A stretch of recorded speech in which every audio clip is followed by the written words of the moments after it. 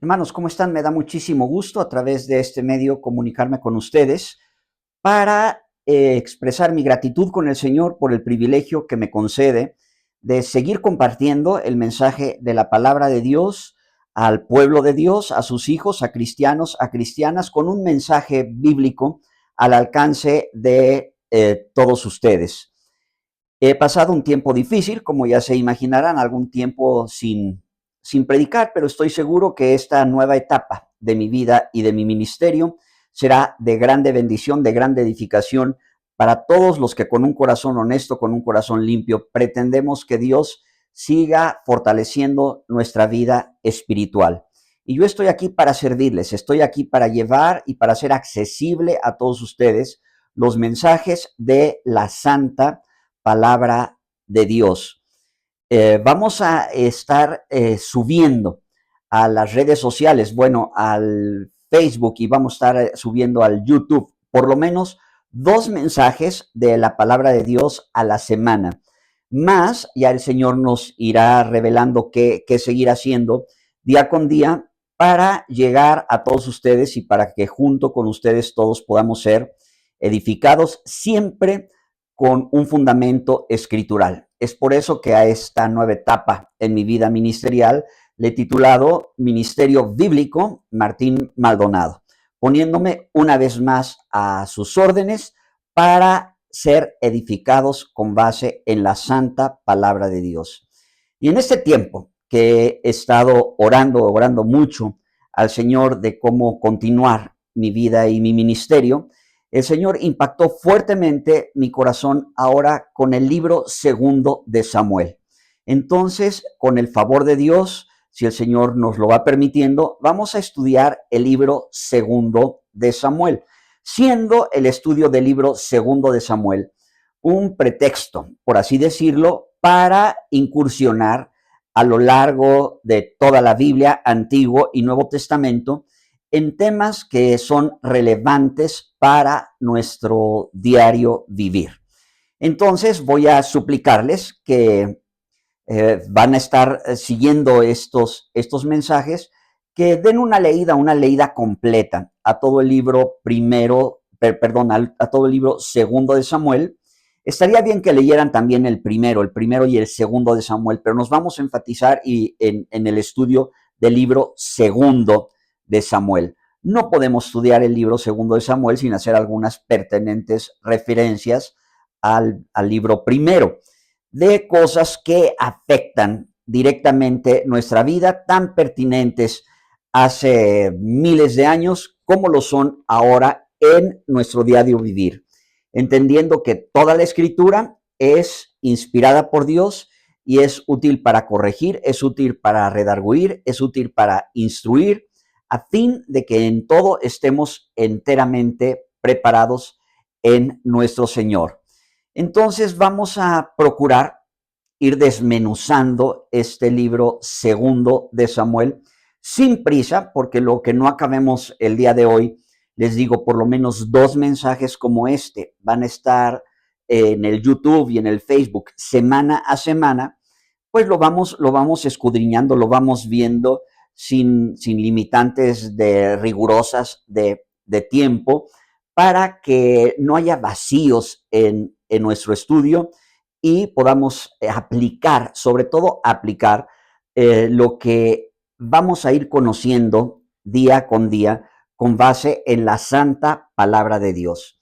Entonces, el libro segundo de Samuel empieza inmediatamente después que el rey Saúl, el primer monarca del pueblo de Israel, sufre una terrible derrota por mano de los filisteos, por mano de sus enemigos, a donde en una batalla encarnizada muere el rey Saúl, el primer monarca del pueblo de Israel, que fue ungido por rey por el profeta Samuel, y muere también Jonatán, hijo de el rey Saúl. En eso termina el libro primero de Samuel, empieza el libro segundo de Samuel, a donde un joven amalecita corre a dar la noticia al rey David. Yo me imagino que pensando que iba a dar una buena noticia bueno, todavía no era rey David, a David, diciendo que su enemigo Saúl, porque Saúl perseguía, y recordemos eso, vamos a citar y recordar algunos pasajes, como Saúl perseguía a muerte a David todos los días de su vida. Pensando este joven amalecita que daba una buena noticia a David, se encuentra que David recibe esta noticia con profunda tristeza. Voy a leer algunos versículos del capítulo 1 del libro segundo de Samuel. Dice el versículo 4. David le dijo, ¿qué ha acontecido? Te ruego que me lo digas. Y él respondió, el pueblo huyó de la batalla y también muchos del pueblo cayeron y son muertos. También Saúl y Jonatán su hijo murieron. Dijo David a aquel joven que le daba las nuevas, ¿cómo sabes que han muerto Saúl y Jonatán su hijo? Y el joven que le daba las nuevas respondió, casualmente vine al monte de Gilboa y hallé a Saúl que se apoyaba sobre su lanza y venían tras él carros y gente de a caballo. Y mirando él hacia atrás me vio y me llamó. Y yo dije, heme aquí. Y me preguntó, ¿quién eres tú? Y yo le respondí, soy amalecita. Él me volvió a decir, te ruego que me pongas sobre mí, te ruego que te pongas sobre mí, le dijo el rey Saúl esto a la amalecita, te ruego que te pongas sobre mí y me mates, porque se ha apoderado de mí la angustia, pues mi vida está aún toda en mí. Yo entonces me puse sobre él y le maté, porque sabía que no podía vivir después de su caída, y tomé la corona que tenía en su cabeza y la argolla que tenía en su brazo y las he traído acá a mi señor. Entonces David, haciendo de sus vestidos, los rasgó, y lo mismo hicieron los hombres que estaban con él, y lloraron y lamentaron y ayunaron hasta la noche por Saúl y por Jonatán su hijo, y por el pueblo de Jehová, y por la causa de Israel, porque habían caído a filo de espada. Entonces David cuestiona a este muchacho y le dice, ¿cómo es que no tuviste temor de levantar la mano contra un ungido de Jehová? Porque Saúl fue ungido de Dios, fue un hombre de Dios, por así decirlo, en toda la extensión de la palabra. Fue ordenado al profeta Samuel que lo ungiera por primer monarca del pueblo de Israel. Samuel, en obediencia, así lo hizo. Y Saúl, en sus primeros días de reinado, pues caminaba bien con el Señor. Después fue desobedeciendo por ahí del capítulo 15, como vamos a ver más adelante, y Dios permitió que fuera atormentado por un espíritu malo que Dios dio parte, o sea, de parte de Dios. Y después, movido por los celos, porque nunca experimentó un verdadero arrepentimiento, en varias ocasiones trató de matar a David. Trató incluso de matar a Jonatán, su hijo. Encontramos hoy en día, hermanos en Jesucristo, que hay una falta terrible de valores, incluso en los que se dicen cristianos, incluso en la familia de la fe. No solo valores de los hijos hacia los padres, en la iglesia en general, hacia todas las autoridades, se ve una irreverencia, una insolencia completa hacia todo lo que representa una autoridad sobre los hijos y sobre las hijas de Dios. Y hoy, con el favor de Dios, vamos a empezar a estudiar y vamos a ver a la luz de la santa palabra de Dios cómo es que nos debemos de conducir con los que representan una autoridad sobre nosotros. Y lo vamos a ver en un tema que se titula la bendición del respeto.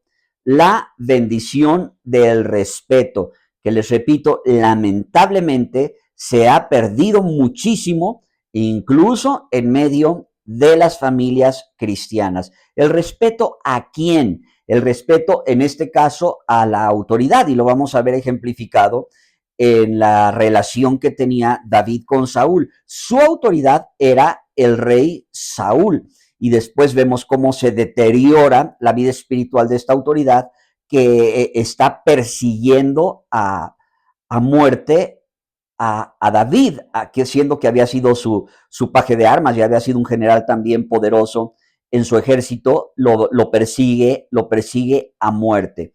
En general, respeto a la autoridad en la casa, a la autoridad en el trabajo, a la autoridad en la iglesia y a la autoridad en el país, a toda autoridad, puesto que podemos leer en Romanos 13, versículo 1 y 2, dice la Biblia que no hay autoridad sino de parte de Dios y las que hay por Dios han sido establecidas. De modo que el que se opone a la autoridad, a lo establecido por Dios, resiste, y los que resisten acarrean condenación sobre sí mismos. Entonces, respeto a qué autoridad, a todas las autoridades, porque no hay autoridad sino de parte de Dios. Eso lo enseña la santa palabra de Dios. Y en general, respeto a cualquiera en la familia en la fe, porque hoy podemos leer en Filipenses, versículo 3 del capítulo 2, nada hagáis por contienda o vanagloria, antes bien con humildad, estimando cada uno a los demás como superiores a él mismo, no mirando cada uno por lo suyo, sino viendo por lo de los demás. Entonces, también la palabra dice que nadie tenga más alto concepto de sí que el que debe de tener, sino piense cada quien de sí con cordura. Esto es, no debemos sentirnos en ninguna manera superiores a nadie y tampoco debemos de menospreciar ni tenemos que ver de arriba hacia abajo a nadie en nuestra vida, aunque tengamos diferente responsabilidad. Por ejemplo, si es cierto que el hombre es cabeza de la mujer, pero la palabra de Dios es clara cuando dice, en Cristo ni el hombre es sin la mujer, ni la mujer sin el varón.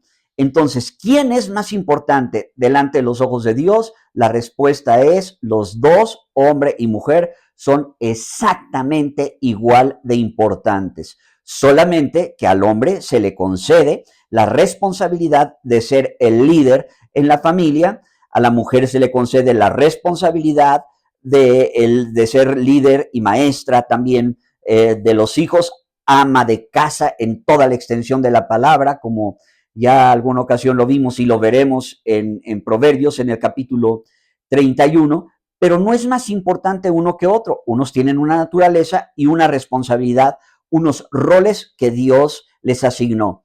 Otros tienen otra naturaleza, diferente responsabilidad, roles que Dios les asignó. Lo mismo pasa dentro del cuerpo de Jesucristo y dentro de la iglesia. Los líderes de la iglesia, que no me gusta decir la palabra líderes, prefiero decir siervos en toda la extensión de la palabra, que quiere decir servidores de Dios, tienen la responsabilidad del gobierno de la iglesia. Pero un pastor no es más importante que la oveja. Antes, la obra del ministerio está claramente descrita en Efesios, que la responsabilidad de los evangelistas, de los profetas, de los apóstoles, de los pastores, de los maestros, es perfeccionar a los santos para la obra del ministerio.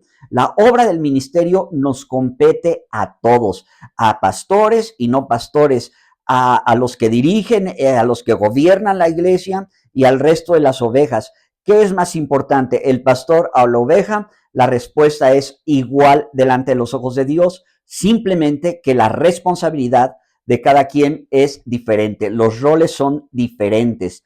Y debemos, por favor, hermanos en Jesucristo, lejos de las cuatro paredes de una iglesia, lejos de los muros gigantes, invisibles, de los de una organización religiosa a la cual tuve el privilegio de servir y de estar ahí inmerso durante 40 años, se puede dar uno cuenta, viendo desde afuera las cosas, que se cae en la vida cristiana muchas veces en un legalismo que estando dentro de la iglesia decimos es que no somos legalistas.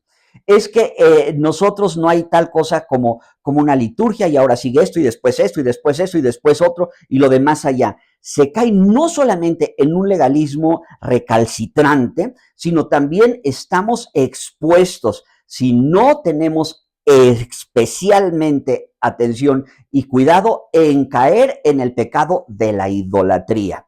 Idolatría es adorar, rendir culto, es honrar y darle el lugar que solamente Dios se merece y que solamente a Dios le pertenece.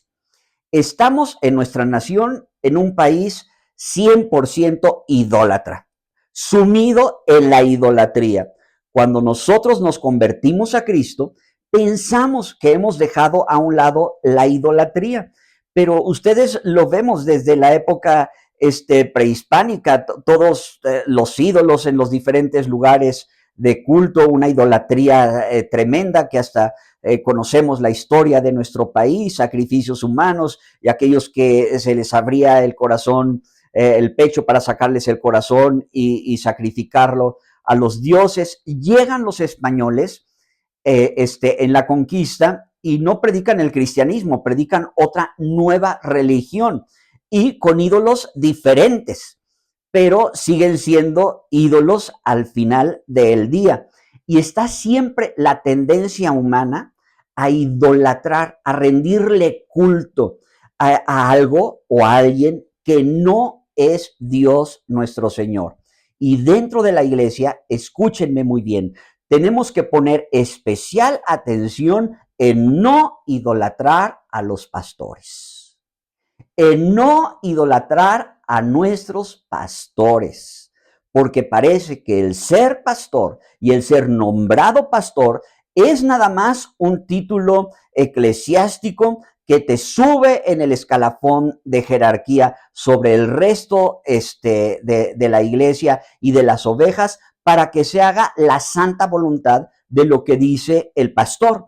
Y esto no debe de ser así. Se tiene que hacer la voluntad de Dios, se tiene que hacer la voluntad de nuestro Señor Jesucristo. Le sienta muy mal a los pastores que se les idolatre. No hagamos tal cosa. El respeto, sí, eso es lo que estamos estudiando hoy y lo que seguiremos estudiando, respeto a cualquier tipo de autoridad. Una cosa es respetarlo y otra cosa es idolatrarlo y ponerle en el lugar que solamente le corresponde al Señor. Entonces, estamos muchos de nosotros en la religión tradicional, a donde al cura, al sacerdote, uno se le inclinaba, se hincaba, le besabas la mano. Ahora somos cristianos, decimos que no lo hacemos, pero lamentablemente, como la tendencia humana, incluso de los hijos de Dios, es siempre la idolatría, debemos de tener mucho cuidado de no idolatrar a los hombres. Pablo decía, ténganse a nosotros los hombres, téngannos a nosotros los servidores de Dios como consiervos, como sirvientes y pastores, hermanos en Jesucristo, que no se nos olvide que el Hijo de Dios, que nuestro Señor Jesucristo, no vino para ser servido, ni para que le llevaran la comida a la mesa, ni para evitar las colas del buffet. No vino para ser servido, sino vino para servir y para dar su vida en rescate por todos. Entonces, ¿cómo tenemos que ver a los pastores? Como consiervos, los tenemos que ver como servidores siempre, repito, con el respeto que se merece cualquiera que es ungido, cualquiera que tiene una autoridad que Dios le ha otorgado. Entonces, cuidémonos de no hacer del cristianismo una religión más. 2 veces en el Nuevo Testamento encuentro por lo menos que se dice, huid de la idolatría, y otra, hijitos míos, Juan dice, guardaos de los ídolos. Esto Dios lo está enfatizando a cristianos. Hemos puesto muchos ejemplos de idolatría. no sé, hay gente que idolatra a su pareja, hay gente que idolatra a sus hijos, hay gente que idolatra su coche, sus negocios, los bienes materiales, la avaricia, que es idolatría, a todas luces lo dice así nuestro Señor Jesucristo, pero lamentablemente también hay gente que idolatra al pastor. Y hay que entender que un pastor tiene mucha responsabilidad, una gloriosa responsabilidad que Dios le encomendó, pero Dios es solamente uno y nuestra adoración y nuestra admiración y el saber quién es el único que tiene la última palabra en nuestras vidas, no es ningún ministro de la palabra, es nuestro Señor Jesucristo. A los ministros de la palabra, con todo y sus pecados, para decirlo con todas sus letras, con todo y sus errores, definitivamente hay bendición si se les respeta. Y eso es lo que vamos a seguir estudiando en este libro segundo de Samuel, que vemos reflejado también la actitud que tomó David en el libro primero de Samuel, cuando el rey Saúl, después de que David consigue victoria sobre Goliat, después de que David consigue la victoria sobre los filisteos, salen las doncellas cantando y diciendo, Saúl mató a sus miles y David a sus 10,000. Esto le cayó muy gordo a Saúl, le cayó muy mal a Saúl que se dijera que David le dieron 10,000 y a Saúl miles. Hermanos en Jesucristo, todos tenemos diferentes ministerios, todos tenemos diferentes dones, todos tenemos diferentes regalos que el Señor nos dio para hacer la obra de Dios. No caigamos como Saúl en perseguir a su consiervo David por celos, por envidia, por vanagloria, porque ¿por qué van a decir que él mató a sus miles, a sus 10,000 y a mí solamente me dan miles? Encontramos a el rey Saúl en el libro primero de Saúl desobedeciendo las instrucciones precisas que Dios le da. Instrucciones precisas cuando le dice que destruyera a los amalecitas, que no dejara a ninguno vivo, deja vivo al rey Agag, rey de los amalecitas. El profeta Samuel se indigna con Saúl, y Saúl, para justificar su desobediencia religiosa, le dice, bueno, es que yo hice lo que hice porque guardé lo principal para sacrificarlo a Dios. Guardé lo principal de las ovejas y las más gordas y las más bonitas para ofrecérselas al Señor. Y contesta el profeta Samuel a Saúl en su decadencia, o en el principio a su decadencia, en el capítulo 15, versículo 22.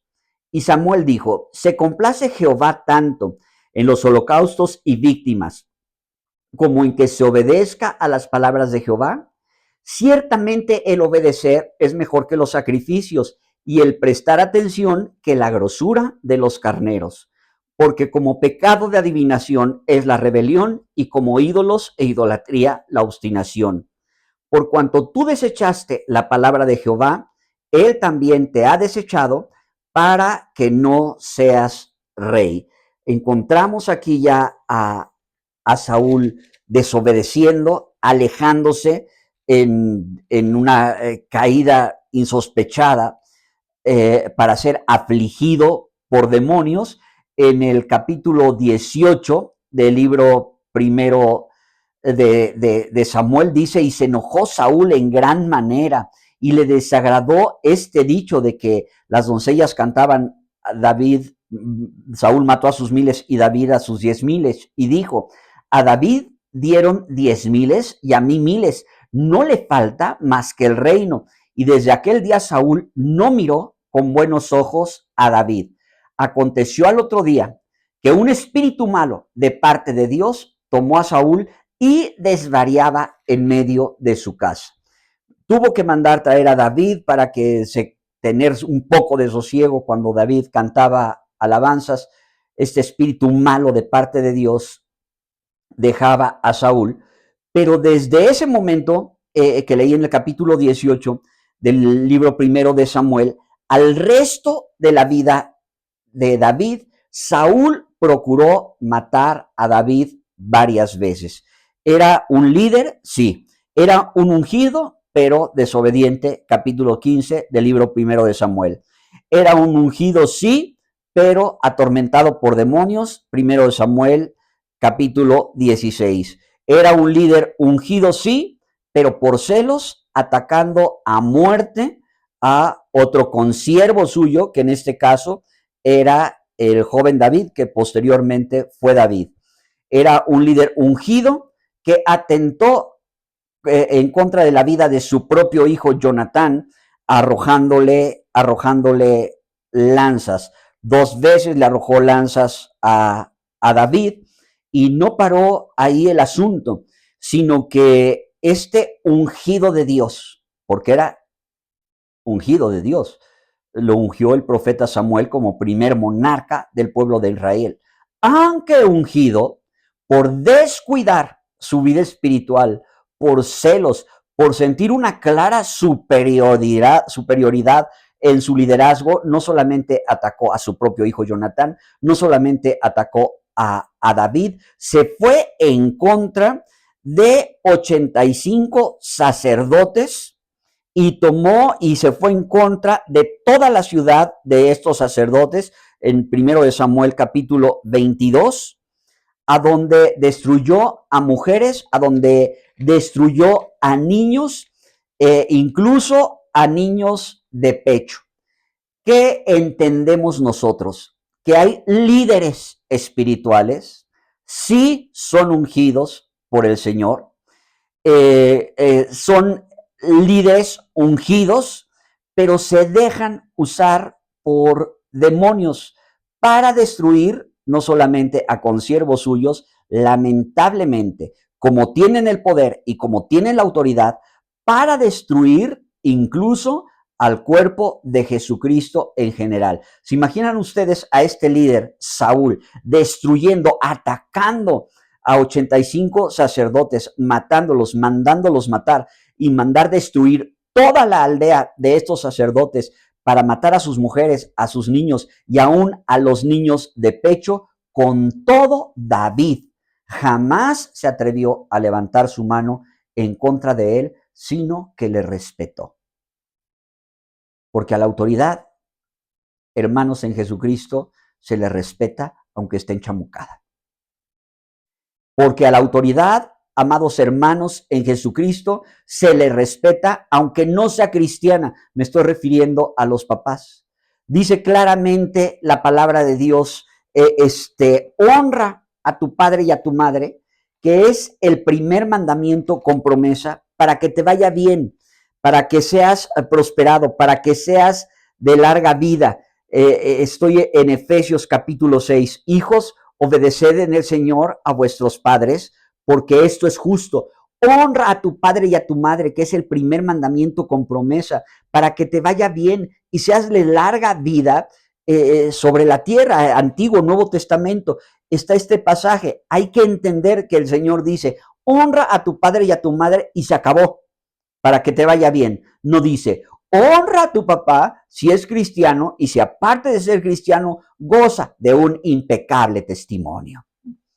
No dice la palabra de Dios, honra a tu mamá si es cristiana y aparte de ser cristiana, tiene un impecable testimonio. No, honra a tu padre y a tu madre, porque aunque no sean cristianas, es tu padre.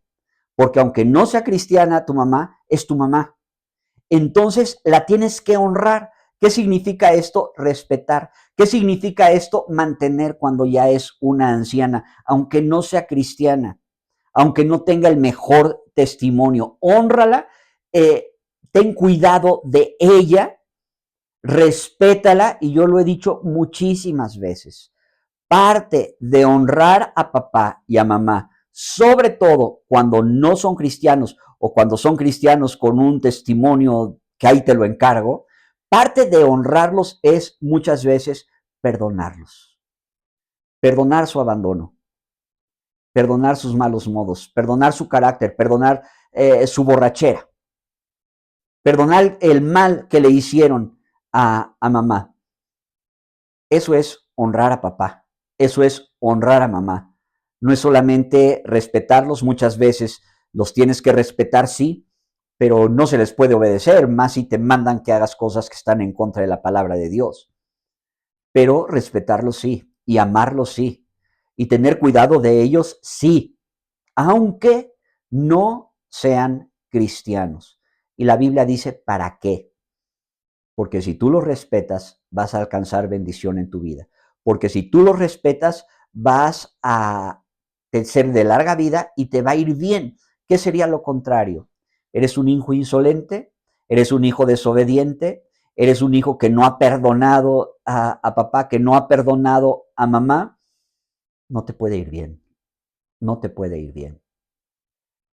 Sería lo contrario a la promesa que hay si los honras. Entonces, eh, lo mismo es con los ungidos de Dios, con los siervos de Dios. Oye, tú los tienes que honrar, los tienes que respetar, los tienes que orar por ellos, aunque estén completa y absolutamente equivocados o enchamucados, o controlados o utilizados incluso por demonios para patear y para hacer menos y para perseguir a otros consiervos o a miembros de la congregación de los santos. ¿Qué es lo que se hace?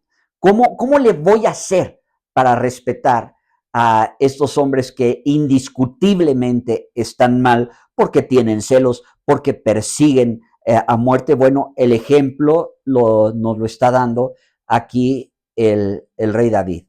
¿Cómo se respeta a un ungido de Dios que te persigue, que te avienta lanzas, que por celos busca tu destrucción?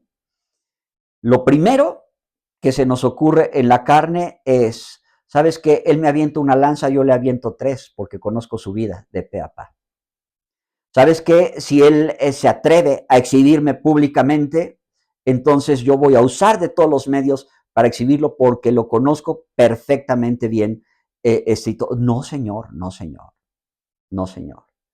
Eso no sería respetar. Sería ser un insolente, un irreverente, sería ser alguien que está siendo controlado por demonios, como en este caso lo estaba haciendo el rey Saúl, y si él me avienta lanzas, ¿qué es lo que yo tengo que hacer? Las voy a esquivar, me voy a quitar, me voy a salir para que no me acaben de torturar y para que no me acaben de matar. Me voy a hacer a un lado, pero que Dios me libre, alzar mi mano, abrir mi boca en contra de un ungido del Señor, aunque esté equivocado, aunque esté controlado por demonios, porque es un ungido de Dios. David así lo hizo.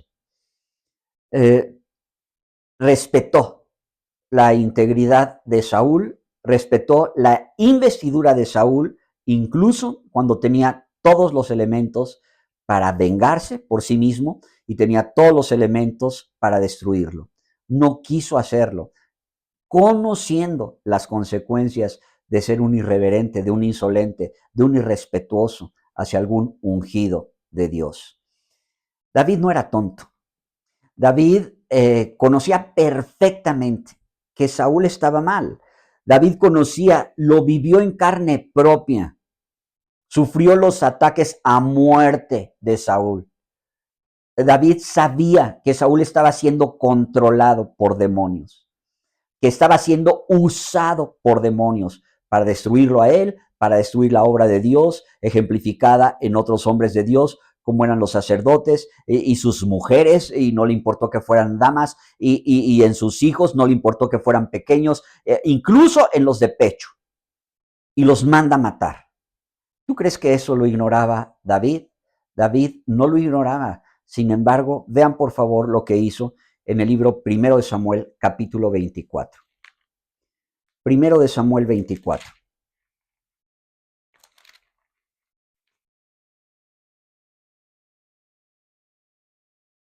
Dice, cuando Saúl volvió de perseguir a los filisteos, le dieron aviso diciendo: he aquí David está en el desierto de Engadi.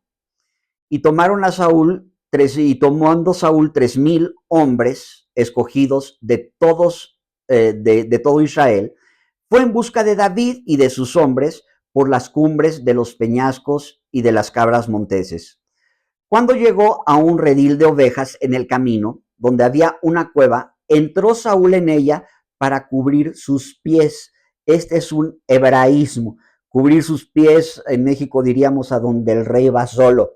Cubrir los pies era ir a hacer sus necesidades, ir al baño. Ahí tenía que ir solo el, el rey a hacer sus necesidades. Pero David estaba ahí. Dice, Saúl entró en ella para cubrir sus pies y David y sus hombres estaban sentados en los rincones de la cueva.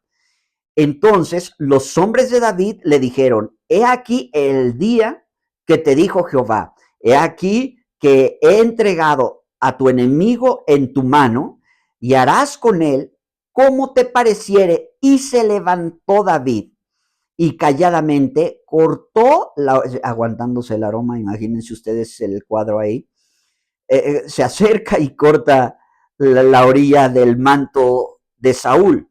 Después de eso se turbó el corazón de David porque había cortado la orilla del manto de Saúl. El manto era esta prenda que simbolizaba la investidura real que tenía Saúl. Era parte de su personalidad, era parte del llamado que Dios le había confiado como rey de Israel. Así reprimió David a sus hombres con palabras y no les permitió que se levantasen contra Saúl. Se turbó el corazón de David porque había cortado la orilla del manto de Saúl y dijo a sus hombres: Jehová me guarde de hacer tal cosa contra mi señor, el ungido de Jehová, que yo extienda mi mano contra él, porque es ungido de Jehová. Y no solamente David evitó el recortar, el hablar mal, el lanzar cosas en contra de su líder espiritual. Se lo impidió a los que lo acompañaban. Hermanos en Jesucristo, siempre vamos a tener empatía por alguien que es perseguido, por alguien que es exhibido, por alguien que es injuriado. Pero hay que aprender esto. Si el exhibido, si el injuriado, si el condenado, si el señalado, no se atreve a proferir juicio de maldición, antes de bendición, para aquellos que lo señalaron, lo persiguieron, lo exhibieron, etc. Tenemos que aprender lo que enseña la palabra de Dios y que no esté en ninguno de nosotros hablar mal en contra de algún ungido, aunque esté controlado por demonios. Que no esté en nosotros jamás el hablar en contra de un ungido, aunque este ungido esté caído en pecado, aunque este ungido esté destruyendo a otros consiervos o la obra de Dios. Vamos a bendecirle y vamos a respetarle y que Dios trate con su vida. Este es solamente un ejemplo de muchos otros que vamos a seguir examinando en este estudio del libro segundo de Samuel, de cómo vamos a respetar a la autoridad, a cualquier autoridad. En este caso sí, a una autoridad ungida por Dios, no necesariamente con un buen testimonio, al contrario, siendo perseguidor y destruyendo a sus consiervos y sacerdotes y mujeres y niños indolentemente, pero lo primero que debemos de hacer es lo que hizo David. ¿Sabes qué? Yo lo respeto. No me levanto en contra de él. Si él me avienta lanzas, yo no se las voy a aventar a él. Y seguro vamos a descubrir más cosas conforme avancemos en este precioso estudio del libro segundo de Samuel. Hermanos en Jesucristo, un fuerte abrazo. Que Dios les bendiga.